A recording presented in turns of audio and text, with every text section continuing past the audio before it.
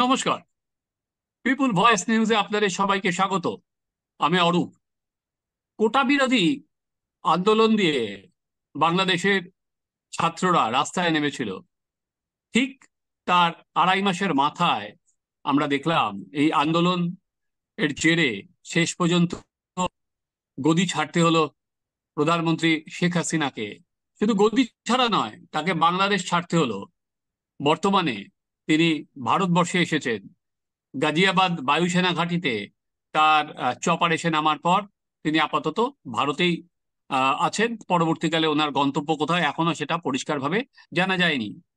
তো আজকে হঠাৎ করে আমরা এই ঘটনা কিছুদিন আগে আমাদের প্রতিবেশী দেশ যেটা দেখেছিলাম শ্রীলঙ্কায়, অনেকটা এরকমই পরিস্থিতি ছিল, যেখানে সেখানকার প্রধানমন্ত্রীকেও পালিয়ে যেতে হয়েছিল সেখানে দেশ ছেড়ে। আজকে আমরা দেখলাম গণভবনে আর কি জনতা ঢুকে যাচ্ছে, শেখ হাসিনার খাটের ওপর লোকজন উঠে পড়ছে, সেখানকার যে কোনো মূর্তি ভাঙা হচ্ছে, এবং সব থেকে ডিস্টার্বিং আমরা নানা রকম খবর পাচ্ছি যে এখানে অলরেডি হিন্দুদের নানা মন্দির, সেখানে অ্যাটাক শুরু হয়েছে। তো কোন দিকে আমরা যাচ্ছি, আমরা কোন দিকে হেড করছি, কি হতে পারে আগামী দিনের পরিস্থিতি, আজকে আমরা সব নিয়ে আলোচনা করব। বা উল্টো দিকে এটা পশ্চিমবঙ্গের ওপর কতটা চাপ বাড়বে আগামী দিনে, শরণার্থীদের স্রোত কি এখানে আসবে। আমরা এই বিষয়ে কথা বলবো অরিজিতের সঙ্গে, অরিজিৎ ঘোষের সঙ্গে। অরিজিৎ একটা সময় আইএফএস ছিলেন এবং যেখানে বাংলাদেশ সম্পর্কে ওনার বিশাল চেনা জানা বা ওনার বন্ধু বান্ধব। কি পাচ্ছেন অরিজিৎ? আমাদের চ্যানেলে স্বাগত। নমস্কার। অরিজিৎ, শেষ পর্যন্ত কি খবর পাচ্ছেন এখনো পর্যন্ত? বাংলাদেশের পরিস্থিতি ঠিক কোন জায়গায় দাঁড়িয়ে আছে? না, পরিস্থিতি তো যথেষ্ট ভোলাটাইল, সে সম্বন্ধে কোনো সন্দেহ নেই। আহ, তবে দুপুর 4টের সময় যে বাংলাদেশের জেনারেল ওয়াকারুজ্জামান যে আহ, আহ, যে জাতির উদ্দেশ্যে যে ভাষণ দিয়েছেন, তাতে তিনি সবাইকে অনুরোধ করেছেন যে রাস্তা থেকে ঘরে ফিরে যেতে, অশান্তি আর না বাড়াতে। এবং তিনি বাংলাদেশের সমস্ত রাজনৈতিক দল, মানে বিরোধী রাজনৈতিক দল অর্থাৎ বিএনপি, জামাতে ইসলামী এবং জাতীয় পার্টির প্রতিনিধিদের সঙ্গে কথা বলেছেন। এবং তার পরবর্তী পদক্ষেপ হচ্ছে বর্তমান সরকারের জায়গায় একটা অন্তর্বর্তী সামরিক অ্যাডমিনিস্ট্রেশন আচ্ছা। হ্যাঁ। জারি করা। এবং তার অনুরোধ সবাইকে হচ্ছে যে আপনারা শান্ত হন, ঘরে ফিরে যান। আমরা একটা সবার সবার সঙ্গে একটা শান্তিমূলক একটা আপোষের কথা মাথায় রেখে একটা সবার কথা চিন্তা করে কোনো একটা ফর্মুলা শীঘ্রই তৈরি করব। এখন কথা হচ্ছে যে ওনার এই আবেদনে কতটা সাড়া দেবে ছাত্র সমাজ এবং ছাত্র সমাজের সঙ্গে অন্য যারা আন্দোলনে অংশগ্রহণ করেছিল তারা, সেটাই এখন এবং কথা। দ্বিতীয়ত অরিজিৎ, এই যে এটা হলো এর মধ্যে কিন্তু আওয়ামী লীগ নেই। ইন্টারেস্টিংলি, যে সমস্ত সব পার্টি হলো এখানের মধ্যে কিন্তু আওয়ামী লীগের নাম নেননি উনি। না, আওয়ামী লীগের নাম নেননি। আম, হ্যাঁ। ওই আম, জামাতে ইসলামী, জাতীয় পার্টি আর বিএনপির সঙ্গে উনি কথা বলছেন, হুম। এই কথাই বলেছেন। হুম। আওয়ামী লীগের এখন কোনো লোকাস স্ট্যান্ডাই আছে বলে আমার মনে হয় না এই বিপর্যয়ের পর। হুম। এর সঙ্গে মানে অনেকটা হুম, যাই হোক। আহ, এখন কথা হচ্ছে যে হয়তো আওয়ামী লীগকে এর মধ্যে আসলে পরে ওই যে প্রতিদ্বন্দ্বিতা ব্যাপারটা ছিল, ওই ব্যাপারটা আরো বিষিয়ে যেত। সেই জন্য হয়তো তিনি বুদ্ধি করেই ওদের নাম করেননি, ওদের এই ব্যাপারে রাখেননি। হুম। ঠিক আছে, তাতে কোনো অসুবিধা নেই। এখন কথা হচ্ছে প্রধান ব্যাপারটা হচ্ছে যে কি করে শান্তি স্থাপন করা যায়। আগে শান্তি স্থাপন করা হোক, তারপর আবার দেখা যাবে যে কি করে রাজনৈতিক প্রক্রিয়া চালু করা যায় ইত্যাদি। সুতরাং এখন হুম। এটা একদিক দিয়ে ভালোই হয়েছে যে সামরিক বাহিনী ক্ষমতা হাতে নিয়েছে। এবং একটা কথা হচ্ছে যে সামরিক বাহিনী ক্ষমতা হাতে নিলে আমাদের যে অভিজ্ঞতা দক্ষিণ এশিয়া এবং অন্য যে কোনো জায়গায়, সেটা হচ্ছে ওই ব্যাপারটা লম্বা থেকে লম্বাতর হয়ে যায়। যেমন যখন মুশারফ হ্যাঁ। এসেছিলেন পাকিস্তানে, তখন তো তিনিও অন্তর্বর্তীকালীন সরকারের কথা বলেই এসেছিলেন। তারপর তো দিব্যি 8-10 বছর রয়ে গেলেন, তাই না, কোনো নির্বাচন নির্বাচন না হুম। করেই। সেরকমটি হলে আবার মুশকিল। কিন্তু যদি সামরিক বাহিনী সত্যি সত্যি মানে সৎভাবে একটা অন্তর্বর্তী সরকার চালু করে, যেটা কিনা লোকে দেখবে যে তারা তারা তুলনামূলকভাবে নিরপেক্ষ সরকার, এবং সেই সরকারের মানে ছত্রছায়ায় যদি একটা নির্বাচন হয়, তাহলে তো ভালোই হবে। হুম। আমি এই কথা বলছি না যে অরিজিৎ, সামরিক যেটা, শাসন সামরিক শাসন হ্যাঁ, মানে এই যে জেনারেলি বাংলাদেশে যে অন্তর্বর্তী শাসন যখন হয়, অন্তর্বর্তী শাসন যখন হয়, তখন কি হয়, তখন বেসিক্যালি সিভিল সোসাইটি থেকে তারা লোকজন নিয়ে আসে, মানে টেকনোক্র্যাট নিয়ে হুম, নিয়ে আসেন আর কি।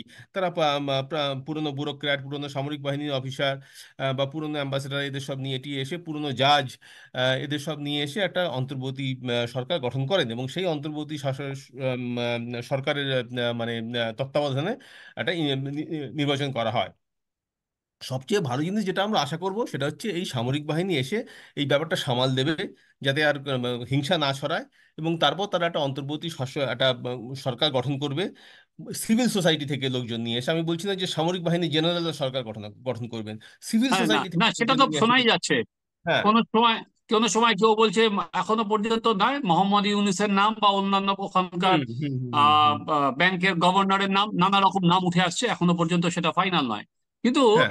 আমার পরে যেটা আর কি, একটা যে ছাত্র আন্দোলন ছিল, সেই আন্দোলনের পেছনে আজকে যেটা নানাভাবে আসছে যে সেখানে পাকিস্তানের হাত আছে, সেই জায়গাটা আর কি 2.5 মাসে এতটা ভায়োলেন্ট হয়ে গেল সেখানে দাঁড়িয়ে, এই হাসিনার, এটা তো পুরোপুরি কি বোঝার ব্যর্থতা। এবং দ্বিতীয়, যেভাবে নির্বাচনটা হয়েছিল, তারপর জানুয়ারি থেকে আজকে আগস্ট, হাসিনা কি আস্থা হারিয়েছিল যেভাবে নির্বাচনটা হয়েছিল? না আসলে আমার যেটা মনে হয় সেটা হচ্ছে শেখ হাসিনার প্রবলেমটা হলো যে উনি অনেক দিন ধরে ক্ষমতায় থেকে একটা নিজে মানে আধিপত্যবাদী হয়ে গেছিলেন। যখন হুম, আধিপত্যবাদী হয়ে যান, তখন মানুষের মধ্যে দম্ভ, ক্ষমতা দম্ভ চলে আসে। তখন তারা কি করেন, তারা ওই যে বিরোধীর বক্তব্য, বিরোধী পক্ষের দাবি, এইসব ব্যাপারগুলোকে আর বিশেষ পাত্তা দিতে চান না। এই ব্যাপারটা বারবার বিভিন্ন দেশে হয়ে থাকে। আপনি ভেবে দেখুন, হুম, ইন্দিরা গান্ধীর ক্ষেত্রে এই একই ব্যাপারটা হয়েছিল 1977 সালে, হ্যাঁ, 76 সালে। হ্যাঁ। আচ্ছা। এবং আমার ধারণা যে ওই ক্ষমতার দম্ভে তিনি আর বিরোধীদের বা বিরোধী পক্ষের বক্তব্যকে বিশেষ পাত্তা দেননি, এবং দুবার তিনি নির্বাচন করেছেন বেসিক্যালি কোনো বিরোধী বিরোধী বিরোধী শূন্য ময়দানেই। হুম। এবং তার ফলে যেটা হয়েছিল সেটা হচ্ছে লোকের মধ্যে একটা তার বিরুদ্ধে প্রবল অসন্তোষ একটা দানা বেঁধে গিয়েছিল। হুম, হয়তো যারা মানে এককালে আওয়ামী লীগের সমর্থকও ছিল, তারাও হয়তো অনেকে আর এখন অত অত বড় সমর্থক নয়, এই আর কি। না, এবং বর্তমান তারপর প্রজন্ম তো আর মুজিবুর রহমানকে দেখেনি। দেখেনি। বর্তমান যারা প্রজন্ম, তারা তো আর মুজিবুর রহমানকে দেখেনি। না, না, আমি একই ব্যাপার, যেমন ধরুন কংগ্রেসও, আমাদের দেশে যে কংগ্রেস ছিল এক সময়, যারা স্বাধীনতা সংগ্রামের মানে যারা সাক্ষী, তারা সবাই কংগ্রেসই ছিল। তারপর হুম, যেমন দিন গেল, বছর গেল, 20-30 বছর কেটে গেল, নতুন প্রজন্ম তারা কিন্তু কংগ্রেসের স্বাধীনতা সংগ্রামে কি ক্রেডিবিলিটি না, ছিল সেটা দেখেনি। দিয়ে কংগ্রেসকে বিচার করে না। তারা হুম, বর্তমানে কি কংগ্রেস তাই দিয়ে বিচার করে, তাই না? তো বাংলাদেশের ব্যাপারটা সেই সেই দিকে যাচ্ছিল। তারপর এই যে আন্দোলনটা শুরু হলো, কোটা আন্দোলন, এটাকে শেখ হাসিনা সরকার কিন্তু খুব বাজেভাবে ট্যাকল করলো। মানে এত হুম, হিংসা, এত দমন, এত পীড়ন, এত উৎপীড়ন, এটার কোনো দরকার ছিল না। এটার একেবারেই কোনো দরকার ছিল না। ছাত্রলীগ এবং যুবলীগকে পুলিশের সঙ্গে এবং আধা সামরিক বাহিনীর সঙ্গে বেসিক্যালি যাকে বলে লেলিয়ে দেওয়া হুম, বিক্ষোভকারীদের ওপর, তার কোনো দরকার ছিল না। কয়েকশো লোক তো মারা গেছে, অনেকে বলছেন যে হাজার লোক মারা গেছে, অনেকে এর সঙ্গে তুলনা হুম। করছেন পাকিস্তানি আমলে যে বর্বরতা হয়েছিল তার সঙ্গে। হুম। তা এই ব্যাপারটা সমস্ত, আমার ধারণা মানে বাংলাদেশের সমাজের একটা বড় অংশকে আওয়ামী লীগ এবং এবং যে হাসিনা যে লিগাসি, তা থেকে একদম বিচ্ছিন্ন করে দিয়েছে, এবং তারই ফলস্বরূপ হচ্ছে এই আচ্ছা যেটা অরিজিৎ, ঘটলো। হুম। এখন বাংলাদেশে যে অস্থিরতা, তো জানা যাচ্ছে না কতদিনে কমবে। কারণ আজকে সেনা প্রধান পরিষ্কার বলে দিয়েছেন যে সেনা কোনো রকম বল প্রয়োগ করবে না। ফলে মানুষের শুভ বুদ্ধি কবে হবে, সেই দিকেই হুম। তারা চেষ্টা করছে। হুম। কিন্তু এই যে জামাত বা বিএনপি, এরা যতটা ক্ষমতাশালী যতটা হবে, জামাতের এরা, ভারতের ওপর কিভাবে সেটা আপনি দেখছেন যে ভারতের ওপর কতটা চাপ আসবে? দেখুন, বেসিক্যালি বাংলাদেশে আহ, উম, আহ, দুটো শক্তি ছিল। একটা হচ্ছে আওয়ামী লীগ, যারা কিনা একটু আপনি বলতে পারেন ধর্মনিরপেক্ষ, এবং সেজন্য বাংলাদেশের হুম, অনেক হিন্দুরাই তাদের সাপোর্ট করতো। এবং অন্যদিকে ছিল বিএনপি এবং জামাত। নাও এখন বিএনপি এবং জামাত একে অপরের স্বাভাবিক মিত্র নয়, কিন্তু তারা একে অপরের মিত্র হয়ে দাঁড়িয়েছিল আওয়ামী লীগের বিরোধিতার জন্য। এখন আওয়ামী লীগের অনুপস্থিতিতে বিএনপি, জামাত এবং জাতীয় পার্টি কতটা মিলেমিশে চলবে আমি জানি না। বলতে পারবো না। হুম। ধরা যাক তারা তাদের মধ্যে থেকে কেউ একজনকে বেরোতে, মানে কেউ একটি পার্টি বেরিয়ে আসবে যাদের সমর্থন অন্যদের চেয়ে বেশি। সেটা বিএনপি হবে না জামাত হুম। হবে আমি জানি না, জাতীয় পার্টি খুবই দুর্বল পার্টি। এখন কথা হচ্ছে খালেদা জিয়ার স্বাস্থ্য ভালো নয়। হ্যাঁ, হুম। হতে জামাতের কিছু নেতা আছেন যেমন মিজানুর রহমান আজহারি, হ্যাঁ, এরকম কিছু নেতা আছেন যারা বেশ বলিয়ে কইয়ে, যারা বেশ বুদ্ধি ধরেন। হ্যাঁ, তো একটা সম্ভাবনা আছে যে জামাত এদের মধ্যে থেকে শক্তিশালী হয়ে হয়তো বেরিয়ে আসবে। যদি আসে এবং তাদের যদি বেশি জনসমর্থন যদি তাদের দিকে যায়, তাহলে সরকার গঠনে তাদের একটা বড় ভূমিকা থাকবে, সেটা সত্যি। তাহলে পরে হয়তো বাংলাদেশ আর একটু দক্ষিণপন্থী, দক্ষিণ পন্থার দিকে, মানে হ্যাঁ, মানে ঝুঁকবে। হ্যাঁ, মানে অর্থনৈতিক দিক দিয়ে আমি বলছি না, আমি বলছি হুম। মানে হুম। সমাজের দিক দিয়ে। হ্যাঁ, আরো দক্ষিণ পন্থার দিকে ঝুঁকতে পারে। এবং সেক্ষেত্রে হয়তো ভারতের পক্ষে, ভারতের সঙ্গে তাদের যে ব্যবধান, তাদের যে দূরত্ব, সেই দূরত্বটা বাড়বে, বই কমবে না। আমি বলছিলাম যে আহ, এখন বাংলাদেশে এই যে জামাত, বিএনপি এবং জাতীয় পার্টি, এরা যে একে অপরের স্বাভাবিক মিত্র তা নয়। এরা তিনজনে একসাথে এসেছিল আওয়ামী লীগের বিরোধিতার জন্যই। হুম। এবং এখন পরিবর্তিত পরিস্থিতিতে এখন এরা নিজেদের মধ্যে একত্রে জোট বেঁধে থাকবে, নাকি নাকি একে অপরের বিরুদ্ধে আবার রাজনৈতিক কার্যসূচি চালাবে, সেটা আমাদের জানা নেই। তো যাই হোক না কেন, সম্ভাবনা যে এর মধ্যে একটি যে রাজনৈতিক পার্টি অন্যদের চেয়ে হয়তো বেশি শক্তিশালী হয়ে দাঁড়াবে। এবং এটার সম্ভাবনা বেশি যে সেটা জামাতে ইসলামী হবে। কেননা জামাতে হুম। ইসলামের মধ্যে কিছু শক্তিশালী লিডারও আছেন, কিছু শক্তিশালী নেতাও আছেন, যেমন মিজানুর রহমান আজহারি।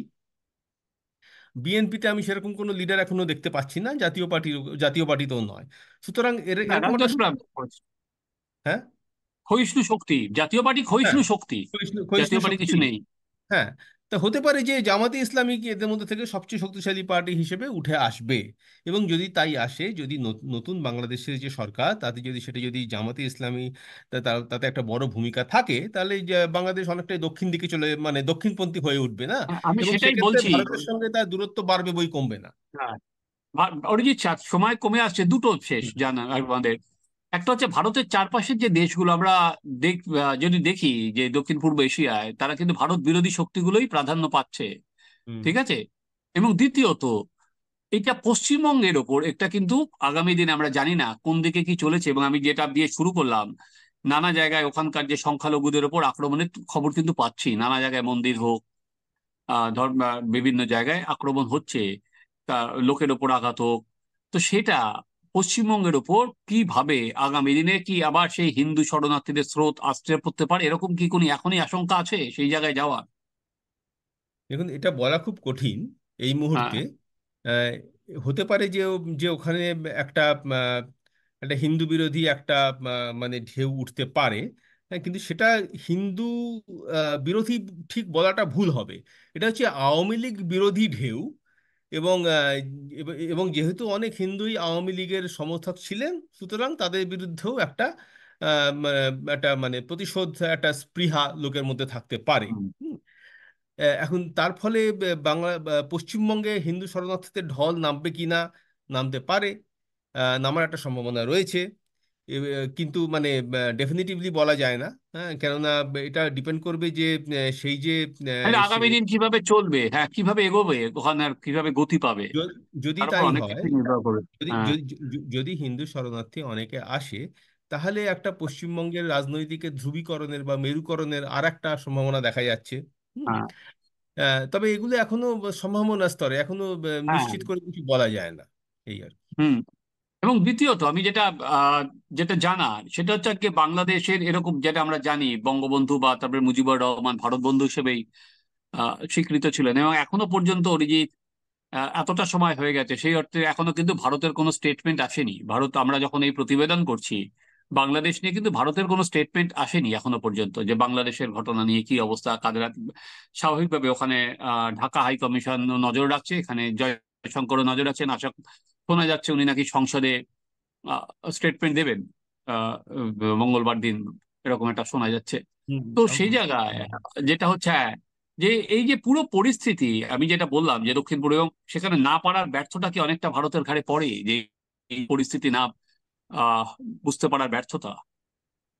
দেখুন, এখন বুঝ ভারত এটা বুঝতে পেরেছে না পারেনি তা আমরা জানি না। হয়তো তারা আঁচ করেছিল কিছু একটা হতে পারে।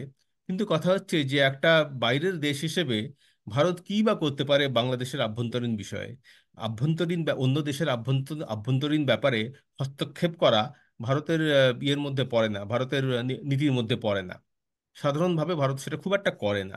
কোনো এককালে হয়তো কিছু করেছে, 71 সালে হোক বা সেই রাজীব গান্ধী হুম, IPKF এর সময় শ্রীলঙ্কায় হোক। হুম, কিন্তু সে প্রায় 40 বছর কেটে গেছে। গত 40 বছর ধরে ভারত জেনারেলি তার যে প্রতিবেশী দেশ তাদের আভ্যন্তরীণ ব্যাপারে বিশেষ হস্তক্ষেপ করতে ইচ্ছুক নয়। কেননা হস্তক্ষেপ করলে তার অনেক সময় দেখা যায় যে তার ফল ভালো হয় না। হুম। হুম। সুতরাং ভারতের ওইটাই কর্তব্য যে দেখে যাওয়া কি হয় এবং সেই অনুযায়ী নিজেকে কিভাবে প্রস্তুত করা যায়, সেটাই ভারত করছে। আর আমি যেটা বললাম, আমার শেষ যেটা, যে ভারতের যে চারপা, সেই সব আজকে যারা ঘিরে ধরছে, তাদের তো অনেকটাই ভারত বিরোধী সুর। আগামী দিন সেটা কি কোনো অসুবিধার সামনে পড়তে হবে ভারতকে? হ্যাঁ, কিছু অসুবিধা তো হবেই। যেমন ধরুন, মালদ্বীপেও একটা অ্যান্টি হুম। ইন্ডিয়ান সেন্টিমেন্ট কাজ করেছে।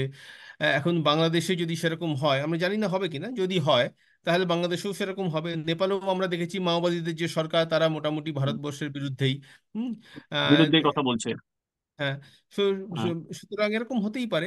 কিন্তু দেখুন, এটা কিছু আশ্চর্যের কথা নয়। কেননা ভারতবর্ষ হচ্ছে আঞ্চলিক শক্তি। হুম। Big brother. জেনারেলি বিগ ব্রাদারের যারা চারপাশে যেসব দেশগুলি থাকে, তারা হয় বিগ ব্রাদারের অনুগামী হয় অথবা তার বিরোধী হয়। এখন সেই এক্ষেত্রে যেটা হচ্ছে, এই মুহূর্তে বেশিরভাগ দেশগুলি তার বিরোধী হতে পারে।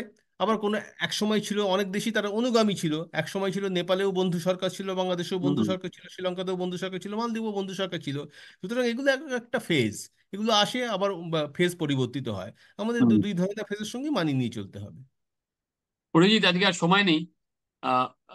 অরিজিৎ যেটা বললো, এটা একটা ফেজ। আমরা জানি না বাংলাদেশের এই যে ফেজ, সেটা কতদিন ধরে টানবে। কারণ বাংলাদেশের এই ফেজ যতদিন টানবে, বাংলাদেশের এই অরাজকতা যতদিন টানবে, তার উপর কিন্তু অনেক কিছু আহ আর কি, বিশেষ করে আমাদের পশ্চিমবঙ্গে আহ পরিস্থিতি নির্ভর করবে। পশ্চিমবঙ্গের বাংলাদেশ থেকে, আমি যেটা বললাম, আমরা এখনো সবই এটা সম্ভাবনার ক্ষেত্র, আমরা জানি না।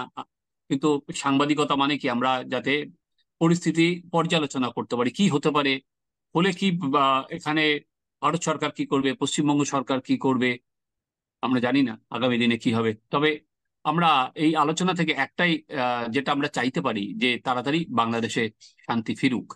আপনারা দেখতে থাকুন আমাদের চ্যানেল সাবস্ক্রাইব করুন, আপনাদের মতামত জানান।